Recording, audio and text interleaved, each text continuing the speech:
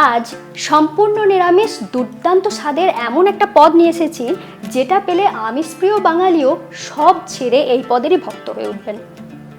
খুব সহজেই ঘরোয়া উপকরণে বানিয়ে নিতে পারবেন অপূর্ব সুস্বাদু এই পদ। রান্নাটা সহজ করে নিখুঁতভাবে শিখে নিতে সঙ্গে রইলাম আমি ঋতুপর্ণা। আপনারা দেখছেন ঋতুর রান্নাঘর। এখানে আমি হাফ কাপ ছোলার ডালকে 3 ঘন্টার জন্য ভিজিয়ে রেখেছিলাম। আপনারা চাইলে সারা রাত্রের জন্য ভিজিয়ে রাখতে পারেন। হাতে যদি কম সময় থাকে চটজলদি ছোলার ডাল শুধু নয়, যে কোনো ডাল ভিজিয়ে নেবেন কিভাবে। একটু গরম জল দিয়ে ডালটাকে ভিজিয়ে রাখবেন, তাহলে দেখবেন খুব তাড়াতাড়ি এটা ভিজে যাবে। দেখুন, ডালটা নিয়ে এইভাবে টিপে দেখবেন, যখন খুব সহজে ভেঙে যাবে তার মানে খুব ভালোভাবে ভিজে গিয়েছে। এরকম একটা স্ট্রেনার নিয়ে নিলাম। এরপরে ডালের জলটাকে ঝরিয়ে নেব।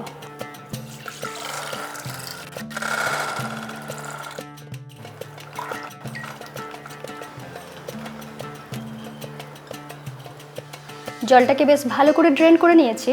এরপরে ডালটাকে বেটে নেব।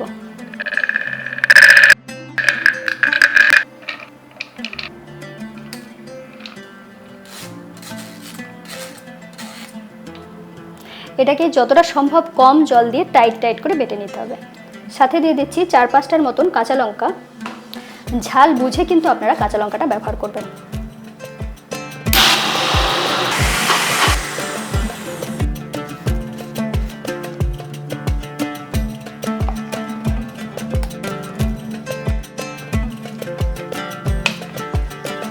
একবার তুলে আপনাদের দেখিয়ে দিচ্ছি, বেশ টাইট করে বেটে নিয়েছি।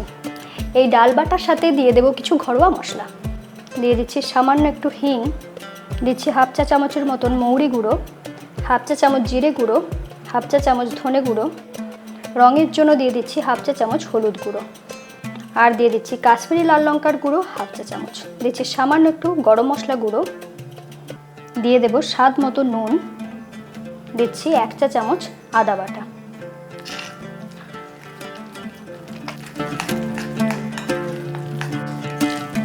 এটাকে বেশ ভালো করে একটু ফেটিয়ে মিশিয়ে নিচ্ছি, যাতে এর মধ্যে ভাঁপ হয়।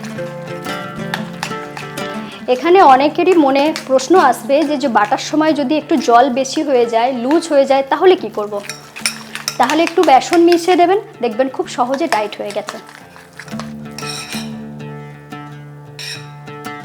এরপরে এটাকে ঢাকা দিয়ে সাইড করে রেখে দেব। এখানে আমি পাতলা চিড়েটা নিয়েছি 1/4 কাপ। চিড়েটাকে এইভাবে স্ট্রেনারের উপরে রেখেই আমি ধুয়ে নেব।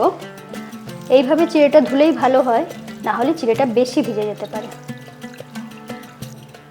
এরপরে চিড়ে থেকে এক্সট্রা জলটা এভাবে ঝরিয়ে নেব।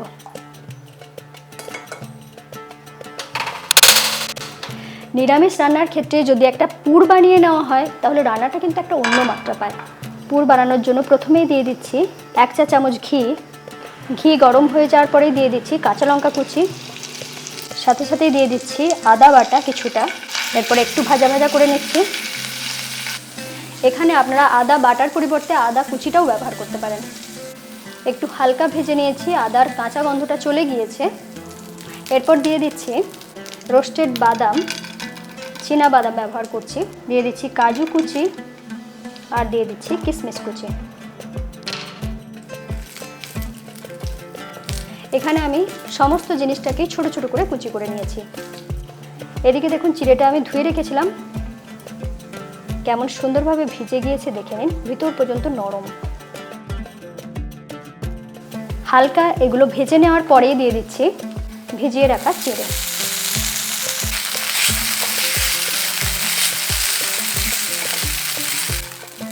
ঘিয়েতে চিড়েটাকে একটু ভেজে নেব, তাহলে খুব সুন্দর গন্ধ বেরোবে। দেখুন, 1 থেকে 1.5 মিনিট ভাজার পরেই লালচে রং এসে গিয়েছে। এরপরে দিয়ে দিচ্ছি কোরানো নারকেল 1 কাপ।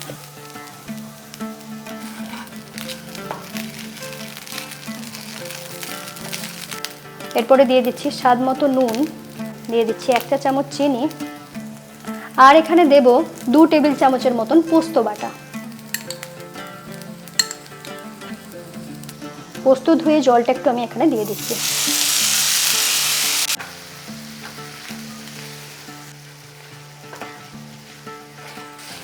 আস্তে আস্তে দেখুন পুরো জিনিসটা বেশ মাখো মাখো হয়ে গিয়েছে।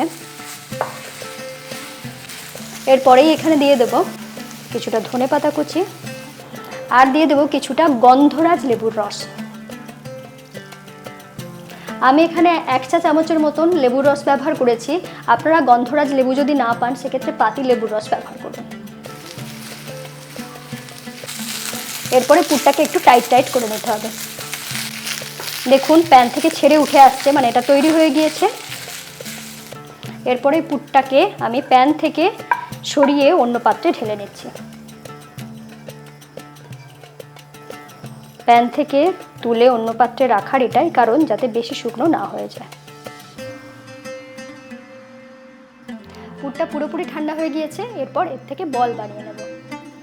ছোট ছোট বল বানাবো, তবে এটাকে বল বলা যাবে না, ছোট ছোট লাড্ডুর মতন বানিয়ে নেব।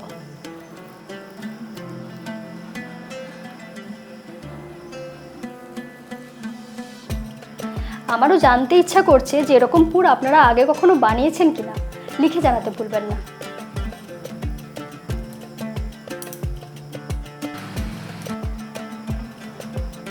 পুর থেকে সবকটা লাড্ডু বানিয়ে নিলাম। আর ছোলার ডালটা আগেই রেডি করে নিয়েছিলাম, এবার বানিয়ে নেওয়ার পালা। এখানে একটা কলা পাতাকে গোল করে কেটে নিয়েছি। দিয়ে দিচ্ছি সামান্য একটু তেল। তেলটাকে বেশ ভালো করে মাখিয়ে নিতে হবে।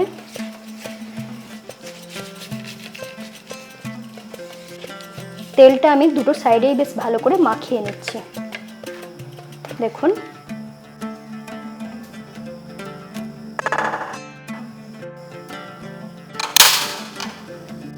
এরপরে এই পাতাটা নিয়ে নিলাম, কড়ার তলার দিকে এই পাতাটাকে পেতে দিচ্ছি। পাতাটা গরম হওয়ার সাথে সাথেই নরম হয়ে যাবে। দেখুন গরম হওয়ার সাথে সাথেই নরম হয়ে যাচ্ছে। এরপর এরকম একটা একটা করে পুর নিয়ে নেব।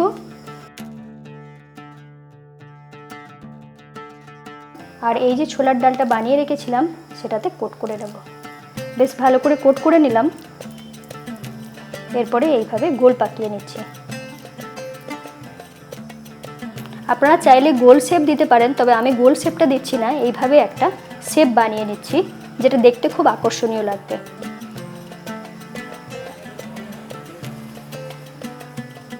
দেখুন তো শেপটা পছন্দ হচ্ছে কিনা।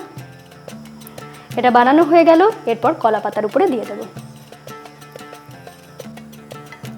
মাঝে দিয়ে দিলাম। আবারও আমি পুরটা নিয়ে নিচ্ছি।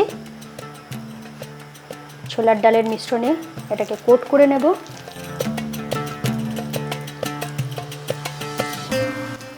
এইভাবে গোল করে নিচ্ছি।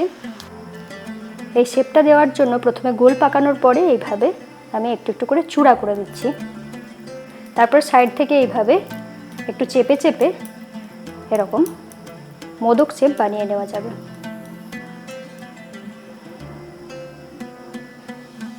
শুধু দেখবেন যেন নাকটা বেশ টিকালো হয়।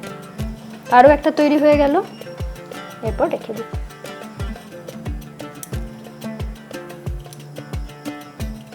দেওয়ার সময় খেয়াল রাখবেন একটার সাথে একটার যেন কিছুটা দূরত্ব বজায় থাকে। একে একে সবগুলোই বানিয়ে নিলাম। এগুলো বানাতে যেহেতু একটু টাইম লাগে সেজন্য আমি গ্যাসটা অফ করে রেখেছিলাম। এরপরে গ্যাসটা অন করে দেব। এরপর এটাকে ঢেকে আমি রান্না করে নেব। প্রথমে আমি কিছুক্ষণ হাই ফ্লেমে রাখছি যাতে ভিতরে স্টিমটা বেশ ভালোভাবে হয়ে যায়। 2 মিনিটের মতন এটাকে হাই ফ্লেমে আমি রান্না করে নিয়েছি। এরপর ফ্লেমটা প্রথমে কমিয়ে দিচ্ছি। কলা পাতার তলার দিকে দিয়ে দিচ্ছি জল। এরপর ঢাকা দিয়ে এটাকে রান্না করে নেব।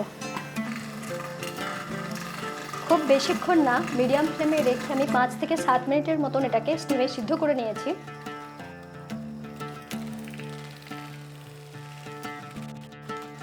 দেখুন খুব ভালোভাবে সিদ্ধ হয়ে গিয়েছে। দেখুন অনায়াসে উঠে আসছে।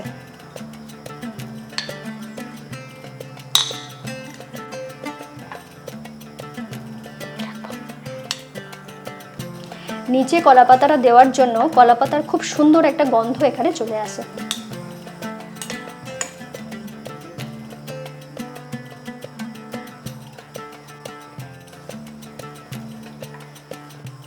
এরপরে গ্রেভি বানিয়ে নেব।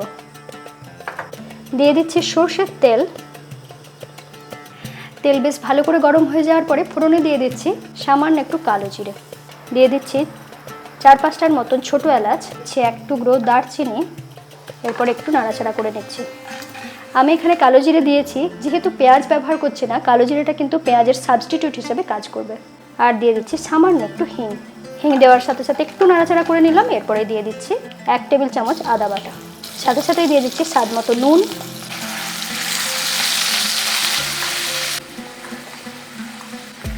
30 সেকেন্ডের মতন আদাটাকে বেশ ভালো করে ভেজে নিয়েছি। এরপর দিয়ে দেব টমেটো বাটা।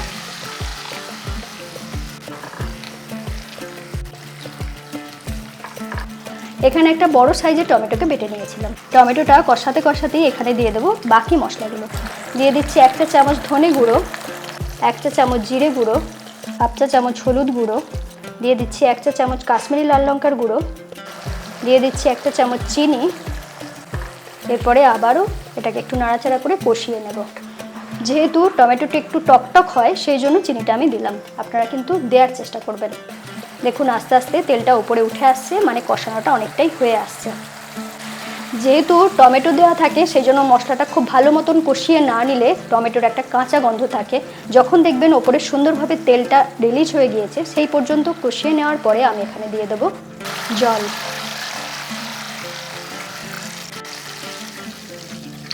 এখানে একটু বেশি জল লাগবে, কারণ এগুলো কিছুটা জল টানবে, সেই জন্য আমি 1.5 কাপ মতন জল দিয়েছি।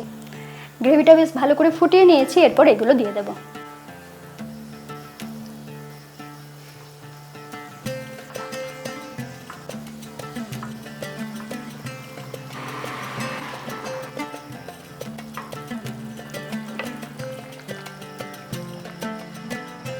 পুরো জিনিসটাকে বেশ ভালো করে মজিয়ে নেওয়ার জন্য ঢাকা দিয়ে কিছুক্ষণ রান্না করে নেব।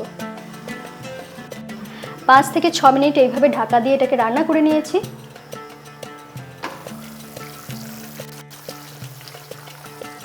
দেখুন এখন এইগুলো খুব সুন্দর নরম হয়ে গিয়েছে। রান্নাটা এখানেই শেষ নয়, এটাকে ঢাকা দিয়ে কিছুক্ষণের জন্য স্ট্যান্ডিং টাইমে রেখে দিয়ে চট করে একটা কাজ করে নেব। এরকম একটা চাটু বসিয়ে নিচ্ছি। দিয়ে দিচ্ছি 1 চা চামচের মতন ঘি। ঘিটা বেশ ভালো করে গরম হয়ে যাওয়ার পরেই এখানে দিয়ে দিচ্ছি 1/2 চা চামচের মতন মৌরি গুঁড়ো। হালকা একটু ভেজে নিচ্ছি যাতে খুব সুন্দর গন্ধ আসে। দেখুন লালচে রং এসে গিয়েছে এবং খুব সুন্দর গন্ধ বেরিয়েছে। ঠিক এই সময় উপর থেকে সঙ্গে সঙ্গে এটাকে ঢাকা দিয়ে কিছুক্ষণ রেখে দেবেন, তাহলে ঘিয়ে ভাজা মৌরির গন্ধটা পুরো এর মধ্যে চলে আসবে। নিরামিষ রান্নার অনেক অনুরোধ পেয়েছি, তার জন্য এই রেসিপিটা বানিয়ে দেখালাম। কেমন লাগলো লিখে জানাতে ভুলবেন না। এরকম সুন্দর সুন্দর রেসিপি পেতে আজই চ্যানেলটা সাবস্ক্রাইব করে নিন, বেল আইকন প্রেস করে রাখুন। সকলে খুব ভালো থাকুন। আবার দেখা হচ্ছে এরকমই নতুন রেসিপির সাথে। এরপর কেটে দেখাবো ঠিক কেমন তৈরি হলো।